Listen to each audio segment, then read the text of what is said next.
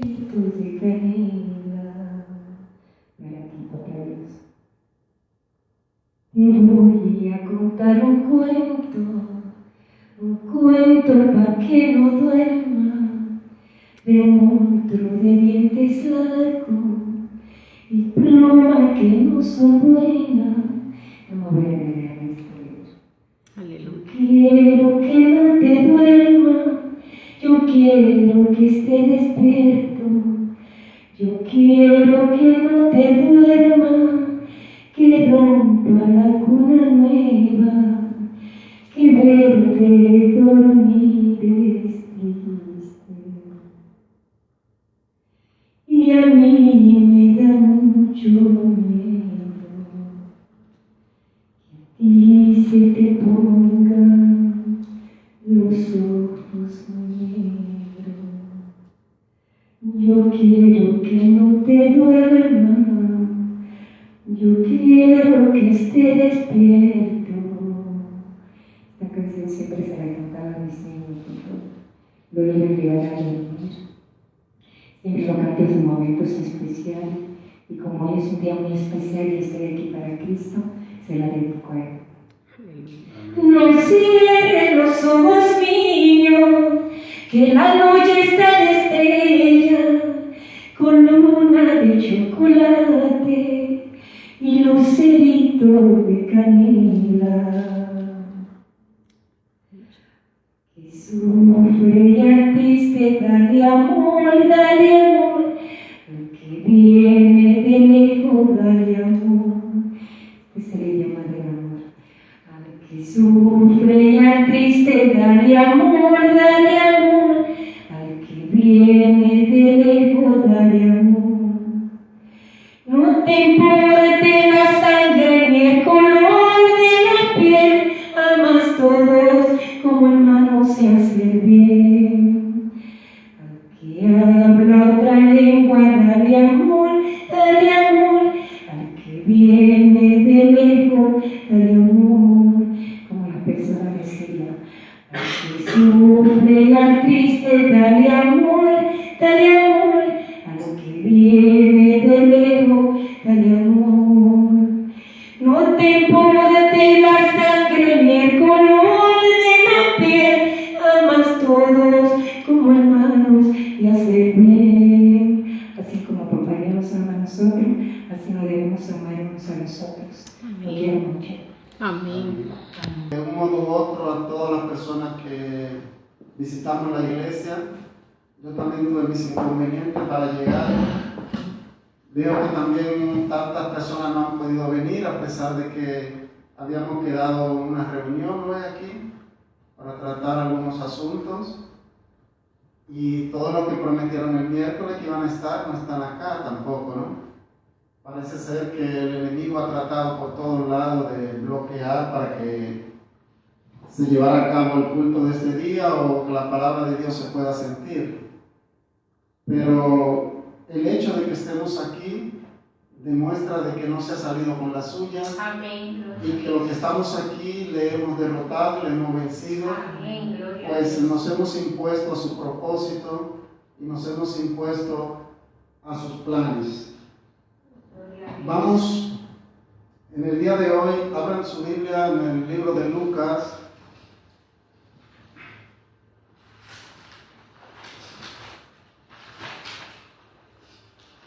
Quizás vengan más tarde las hermanas que quedaron de venir para tratar los asuntos, no sé. Lucas, aunque vamos a estar concentrados en el capítulo 23, primero vamos a ir al capítulo 18 y versículo 31 al 34 para tomarlo como vía de introducción solamente.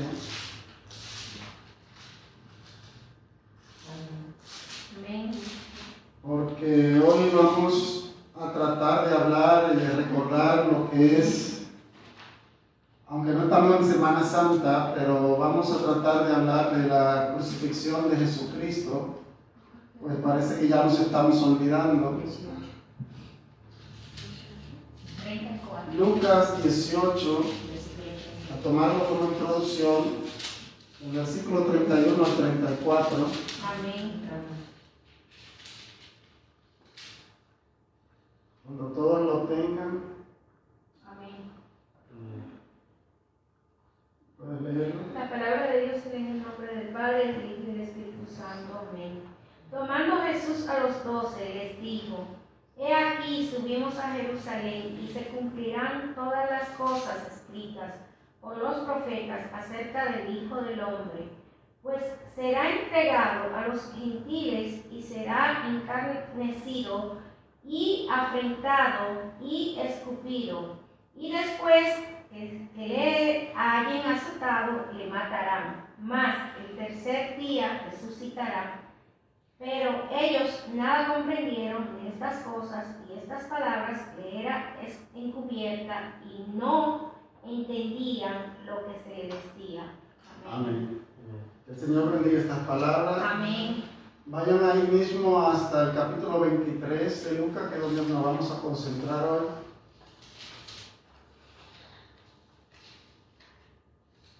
Esta introducción la hacemos para que podamos entender el contexto de que Jesús siempre tuvo control y conocimiento de lo que a él le iba a acontecer. Porque muchas personas tildan a Jesús como de cobarde, porque no se defendió ante la cruz, porque no hizo nada para salvarse de lo que le estaban haciendo. E incluso los herejes dicen, si él era Dios, ¿por qué le hicieron todo eso? ¿Por qué él no hizo nada? ¿Por qué él se quedó tranquilo? ¿Por qué no se defendió? Y ese es como lo ven las personas incrédulas, las personas que no conocen la palabra. Y por eso hicimos esa pequeña introducción, para que vean que él mismo sabía desde antes que eso fuera a acontecer por lo que él iba a pasar. Él mismo le dijo a sus discípulos: vayamos a Jerusalén porque es necesario que acontezca todo lo que ha de acontecer con el Hijo del Hombre. Es decir, para que las profecías se cumpliesen. Porque ya esto, lo que le iba a suceder a él, venía siendo anunciado desde hace miles de años atrás, antes de que Jesús incluso naciera, ya que los profetas Isaías, Jeremías y todos ya habían hablado del nacimiento de Jesús primeramente y de lo que habría de ser con él.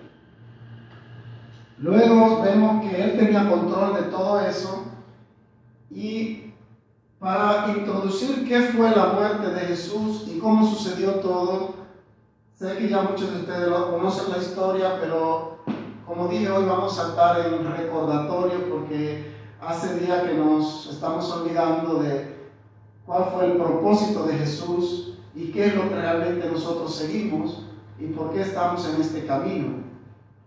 Y usualmente, solamente para los tiempos de Semana Santa, es cuando se suele hablar de la muerte de Jesús o de la resurrección de Jesús, pero eso es un error, porque todo tiempo y en cualquier momento es propicio para hablar del sacrificio que hizo Jesucristo.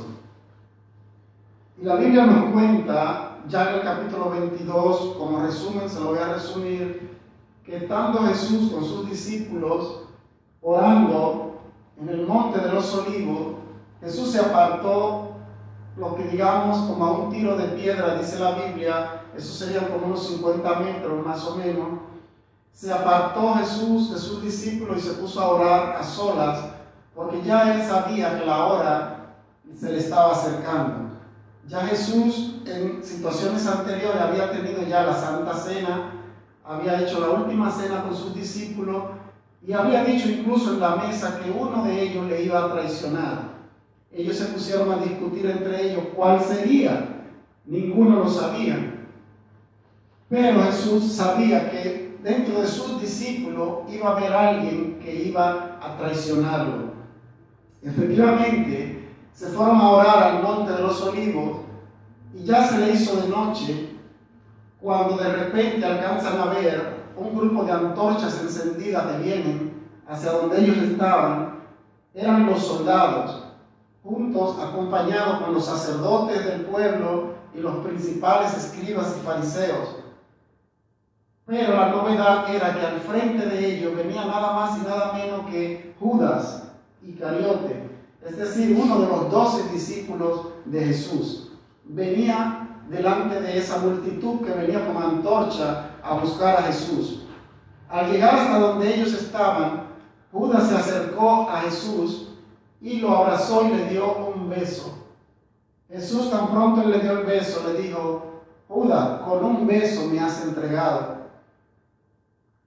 Sucede que anteriormente ya Judas, por sus intereses económicos, dice la Biblia que Satanás entró en él, entró en su mente y lo hizo convertirse en una persona avara, una persona que solamente le interesaba el dinero. Y Judas le hizo una propuesta a los fariseos que si él le entregaba al Mesías, le decía dónde estaban, cuánto le darían. Ellos, como andaban buscando a Jesús, le dijeron: te daríamos 30 monedas de plata. En ese tiempo la plata tenía un valor incalculable, y más que una moneda de plata era mucho dinero. Y a él le ofrecieron 30. Inmediatamente él aceptó. Y aún habiendo pasado 3 años con Jesús, todos los días junto con él, aceptó traicionar a Jesús por 30 miserables monedas de plata. Eso Jesús ya lo sabía, los demás discípulos no lo sabían, pero todos se quedaron atónitos. Cuando llegaron el grupo hasta donde ellos, él le dio el beso, e inmediatamente esa era la señal de que a quien él le diera un beso, a ese era que tenían que apresar. Y él se dirigió directamente donde Jesús y le dio un beso en la mejilla. Inmediatamente los soldados se apresuraron, se abalanzaron a Jesús y lo aprendieron. Desde ahí comenzó Jesucristo su calvario. Desde ahí, desde ese momento, Jesús no tuvo más libertad. Ellos comenzaron a bofetearlo, comenzaron a golpearle desde ahí. Y luego lo reunieron junto con todos los sacerdotes y ellos lo acusaban de que él se hacía llamar hijo de Dios, el hijo del Señor. Y de otra parte de que él se hacía llamar el rey de los judíos. Naturalmente que Jesús siempre dijo que era el rey, pero Jesús siempre había dicho que su reino no era de este mundo. Pero ellos lo veían como una competencia, lo veían como un rey real.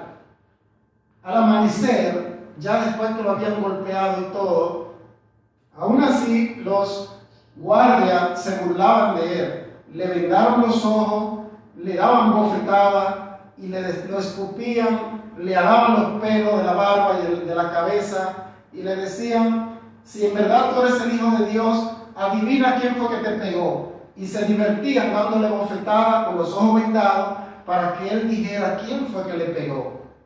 Jesús solamente callaba.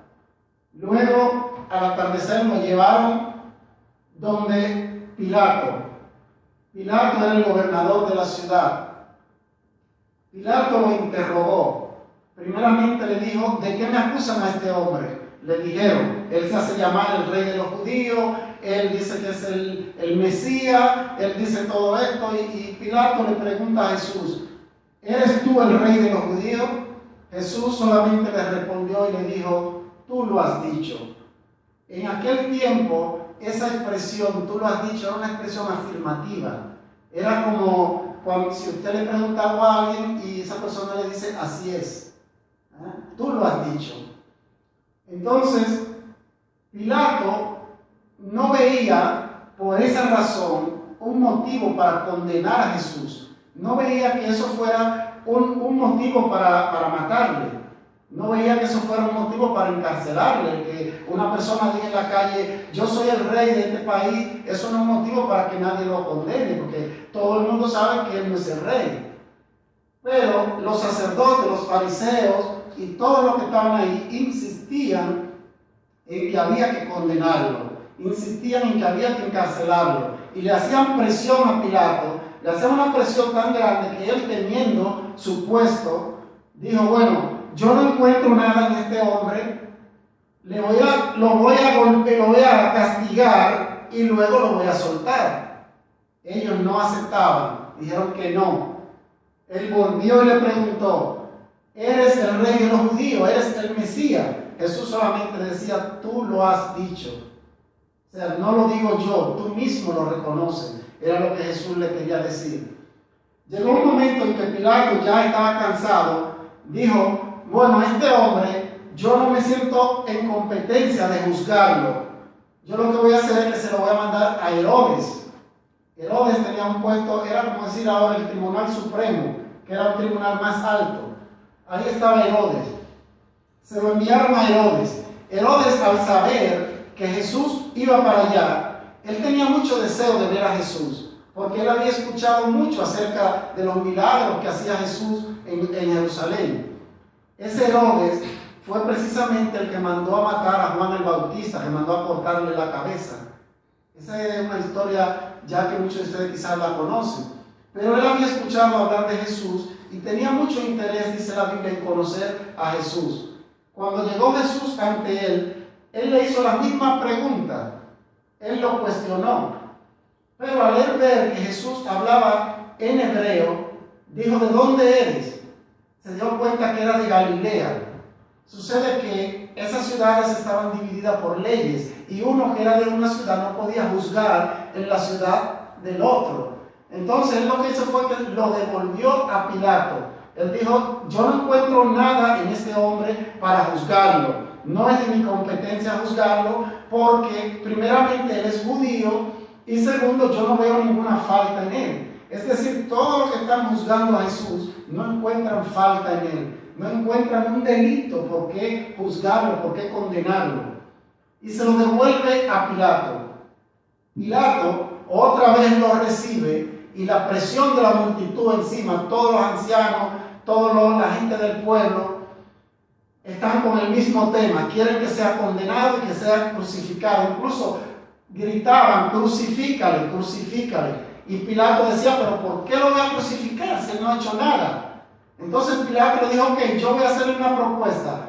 Resulta que todos los años ellos tenían por regla, por norma, todavía en muchos países se usan, que es condonarle la pena o multarle la pena a un preso. En nuestro país, no sé cómo, no me acuerdo bien cómo se llama cuando el presidente por caridad hace que suelten a un preso o a algún preso, siempre y cuando este no tenga delito de sangre, que no haya matado a nadie.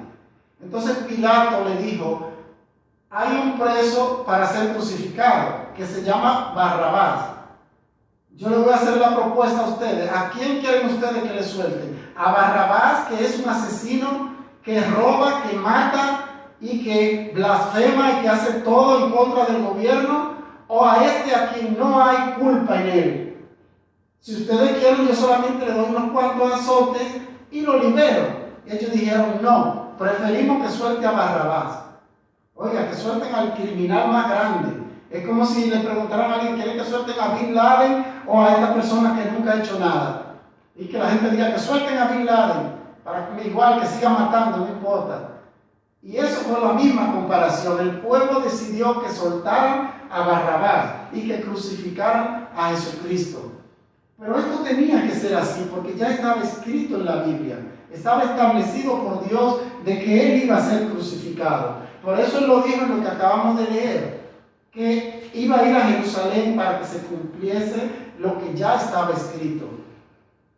El caso es que comenzaron a gritar que suelten a Barrabás, y que lo crucifiquen a Él. Y Pilato dijo, bueno, está bien, se hará como ustedes quieran. Yo lo entrego en sus manos. Y agarró una poncherita con agua y se lavó las manos, tratando de decir con eso, yo no tengo culpa en eso, ustedes saben lo que hacen. Pero eso, ante Dios, no es una justificación, porque Él era el encargado de hacer justicia. Y Él, lavándose la mano y dejando que condenaran a un inocente, ante Dios Él nunca iba a ser inocente. Aunque Él se haya lavado la mano, para Dios Él iba a ser siempre culpable.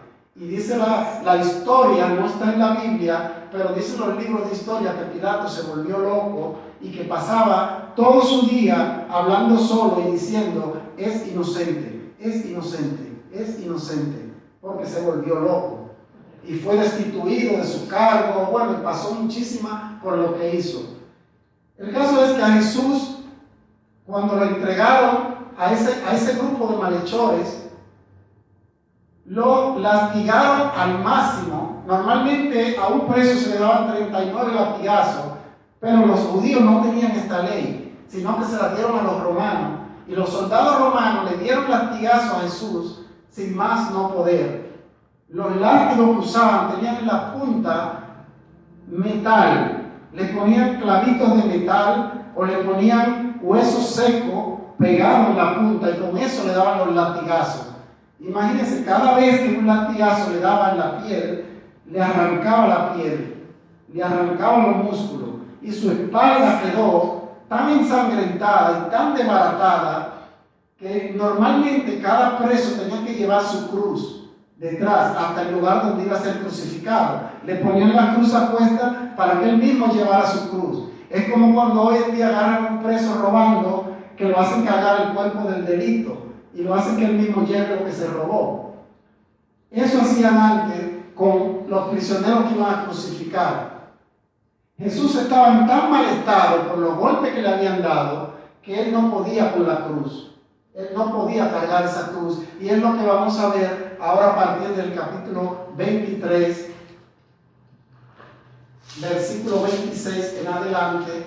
Si Alba puede leer del 26 hasta el 35 y Judy del 35 hasta el 50. La palabra de Dios en el nombre del Padre, del Hijo y del Espíritu Santo. Y llegándole, tomaron a cierto Simón de Cirene, que venía del campo, y le pusieron encima la cruz para que la llevase tras Jesús. Y le seguía gran multitud del pueblo y de mujeres que lloraban y hacían lamentaciones por él.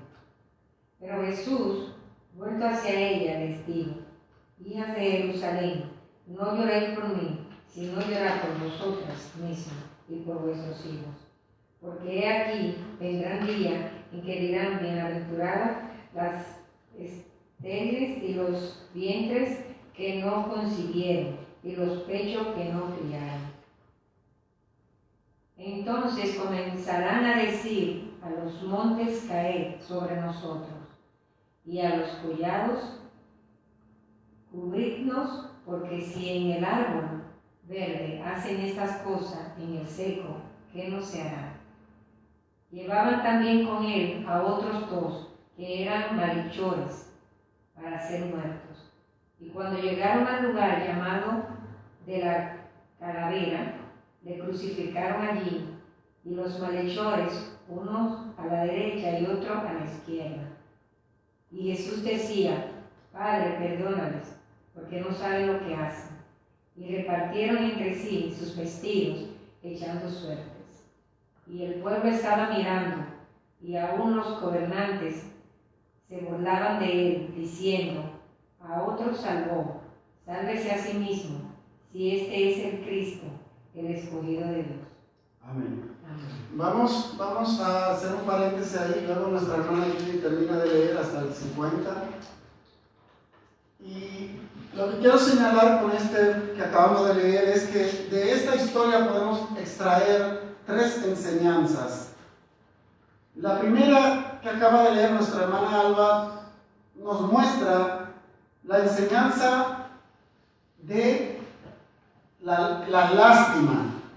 A Jesús les tuvieron lástima. Dice que las mujeres, porque a Jesús siempre nos siguieron las mujeres. Jesús, incluso su ministerio mismo en su vida estuvo patrocinado de un modo u otro, subvencionado por las mujeres, que dice la Biblia que vendían hasta sus alhajas, sus perfumes y su cosa para darle dinero a los apóstoles, para darle dinero a los discípulos para que pudieran seguir predicando. Y vemos que las mujeres hasta su misma muerte lo acompañaron. Dice que iban detrás de él cuando lo llevaban a crucificarlo. Las mujeres venían de lejitos siguiéndolo. Claro, tenían miedo porque podían arremeter contra ella los guardias, pero no lo dejaron solo. Ellas venían desde lejos siguiéndolo. Y dice que una vez que lo llevaban, esas mujeres tuvieron por él lástima. Y Jesús, sabiéndolo todo, escuchó el corazón de esas mujeres y se volteó y le dijo, como leyó nuestra hermana, que no tengáis lástima por él. no tengáis lástima por mí, sino más bien tengan lástima por vuestros hijos. Tened lástima por vuestros hijos, porque hay de las que están amamantando, hay de las que están por parir, hay de las que tienen niños pequeños. Bienaventurada aquella que no ha tenido hijo. Eso le dijo Jesús. ¿Por qué Jesús le dijo esto a esas mujeres? Simple y llanamente, lo que Jesús le estaba diciendo o le quería decir era: el sufrimiento que yo voy a tener por el cual ustedes me tienen lástima, pronto va a pasar, pronto me va a pasar. Pero el sufrimiento que viene sobre vuestros hijos, ese sí que no va a pasar. Porque todo aquel que no me reconozca, que no me reconoció, el que no me reconozca, el que no me aceptó, ahora, ese sí que va a pasar sufrimiento. Y Jesús se refería precisamente a la tribulación, a la gran tribulación. Si vemos en Apocalipsis, si quieren lo buscan, si no, no, pero en Apocalipsis 10, en Apocalipsis 6, versículo 15, nos dice claramente qué será de aquellos días para las personas. Nos dice claramente que las personas andarán corriendo de aquí para allá, que vamos a querer morir. La persona va a querer ser muerta, pero no va a poder. Y que le va a decir a las piedras: cae sobre mí, piedra, cae sobre mí, mátame, quítame la vida. Pero dice la Biblia que las piedras mismas saldrán corriendo, porque la gran tribulación es lo que le espera al ser humano, y precisamente aquel que no ha recibido a Jesucristo, aquel que no ha reconocido a Jesucristo como su Salvador, como su Señor. Dijo el mismo Jesús: no tenga lástima por mí, ten lástima por ese que aún a mí no me ha reconocido, porque ese precio que pagó él ahí, y aquel que le ha rechazado y no lo ha reconocido, ese es quien verdaderamente va a sufrir. Y a eso se refería Jesucristo cuando dijo a las mujeres, le dijo: no tengáis piedad por mí, sino tenedla por vuestros hijos. Amén. Ahora vamos a seguir leyendo a partir de donde terminó nuestra hermana. Los soldados también les encarnecía acercándose y presentándole vinagre, y diciendo: si tú eres rey de los judíos, sálvate a ti mismo.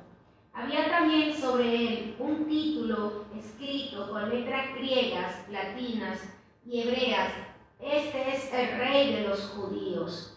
Y unos de los malhechores que estaban colgados le injuraba diciendo: si tú eres el Cristo, sálvate a ti mismo y a nosotros. Respondiéndolo el otro le respondió diciéndole: ni aún temes tú a Dios, estando en la misma condenación. Nosotros a la verdad justamente padecemos, porque recibimos lo que merecieron nuestros hechos, mas ningún mal hizo. Y dijo a Jesús: acuérdate de mí cuando vengas a tu reino. Entonces Jesús le dijo: de cierto te digo que hoy estará conmigo en el paraíso. Cuando era como la hora sexta, hubo tinieblas sobre toda la tierra hasta la hora novena, y el sol se oscureció y el velo del templo se rasgó por la mitad. Entonces Jesús, clamando a gran voz, dijo: Padre, en tus manos encomiendo mi espíritu. Y habiendo dicho esto, expiró. Cuando el centurión vio lo que había acontecido, dio gloria a Dios diciendo: verdaderamente este hombre es justo. Y toda la multitud de los que estaban presentes en este espectáculo, viendo lo que había acontecido, se volvían golpeándose en el pecho.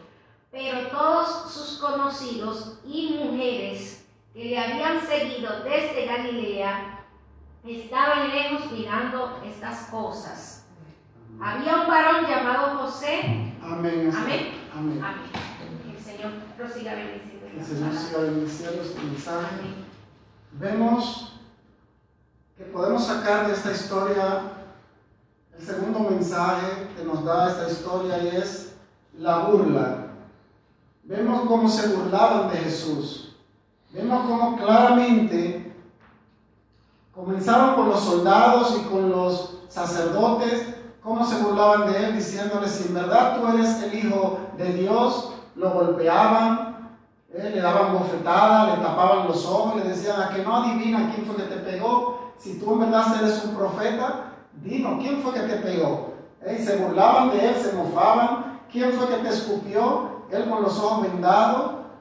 Y dice la palabra que su sangre caía y su sudor era como de sangre, de todo el sufrimiento que tenía con esa gente. Él en medio de todos esos buitres, ellos golpeándolo, maltratándolo, hasta llevarlo a la cruz. Antes de llevarlo a la cruz, le hicieron de todo, a tal punto que vimos que tuvieron que agarrar a una persona que iba pasando por ahí para que lo ayudara a llevar la cruz, porque él no podía ya, él no tenía fuerzas ya para llevar la cruz. Él incluso en una ocasión dijo: Padre, si es posible, pasa de mí esta copa. Es decir, si te es posible, quítame este sufrimiento, porque él ya no aguantaba más. Era tanto el dolor que él no resistía. Él no resistía. Y lo llevaron hasta la cruz. Y ahí dice, nos narra la Biblia cómo eran los crucificados. Anteriormente se crucificaban a las personas más criminales que existían, porque el crucificar a una persona era una señal para los criminales de lo que le iba a suceder si seguían cometiendo sus crímenes.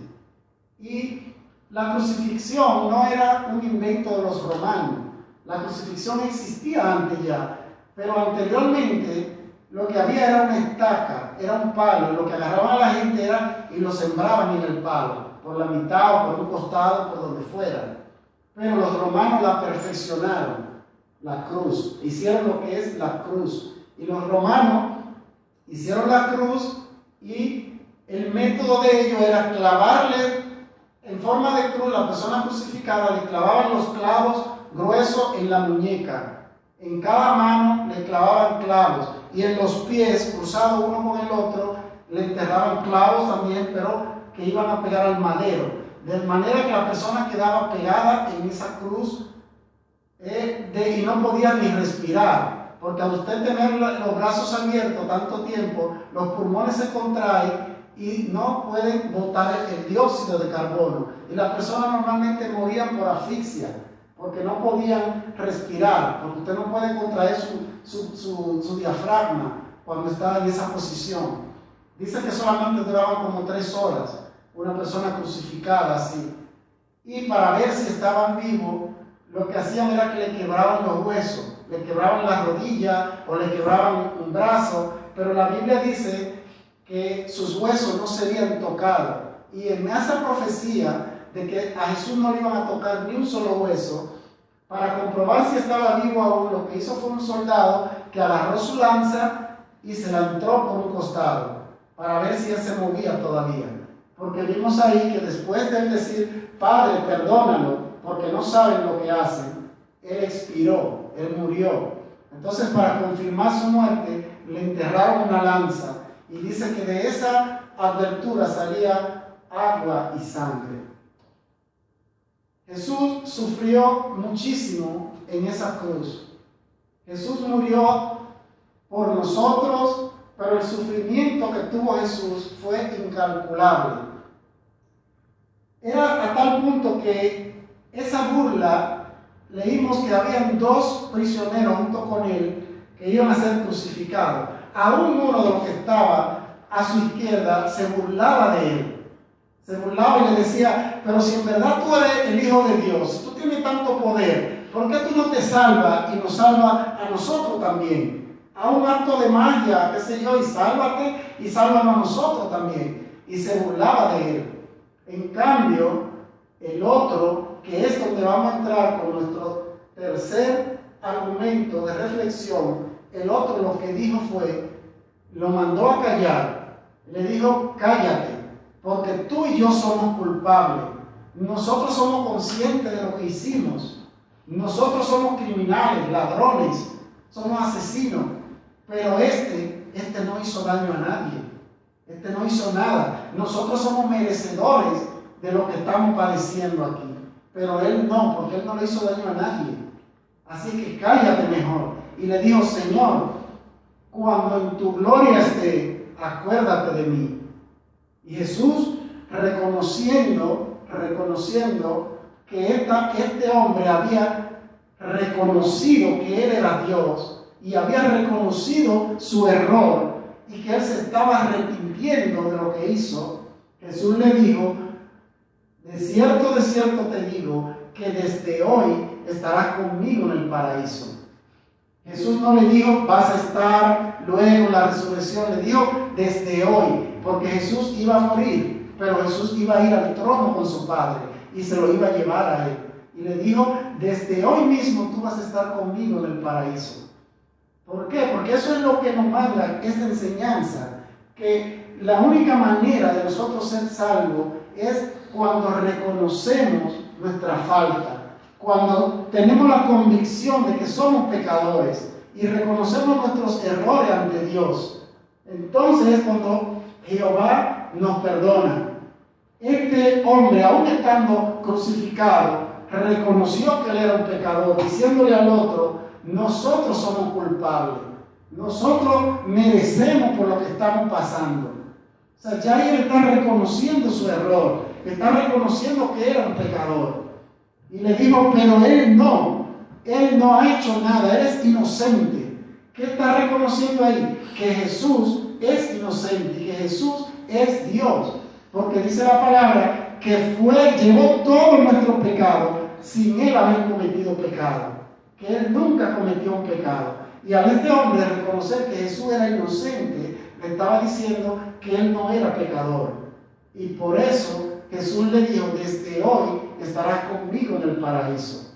Amén. La enseñanza que nos da esto es, hermano, que es el único modo que tenemos para acercarnos a Dios, reconociendo nuestros errores, reconociendo nuestro pecado, reconociendo nuestras maldades y reclamando a Jesucristo como nuestro Salvador, como nuestro Señor. Cuando el hombre reconoce a Jesucristo como su Señor, es la única manera que tiene para ser salvo.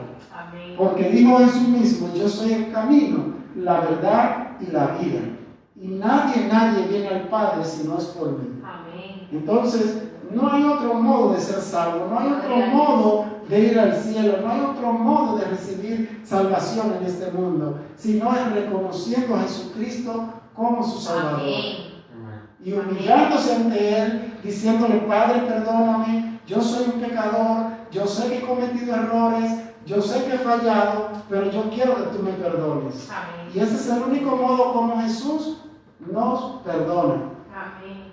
Que el Señor le bendiga, hermanos, y que este mensaje de la reflexión sobre lo que es la muerte de Jesús y el objetivo de por qué murió Jesucristo no se nos olvide, porque tenemos la tendencia de que solo en los días de Semana Santa hablamos de la muerte de Jesús y todo el año la pasamos hablando y predicando de otras cosas, y solamente cuando llega abril es que comenzamos a hablar de la cruz, del Calvario y de todo lo que pasó Jesús.